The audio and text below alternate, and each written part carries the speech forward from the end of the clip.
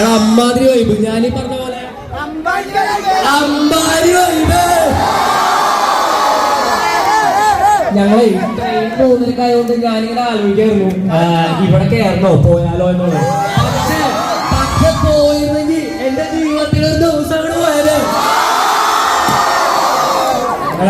കോല happy കോല happy. അവിടെയൊക്കെ ഒരു vibe ഇല്ല. നമ്മളെ പിള്ളേരുടെ വൈബ് അവിടെ ഒന്ന് പിടിച്ച് നിങ്ങളുടെ വൈബ് അവരോട് എടുത്തേണ്ടത്.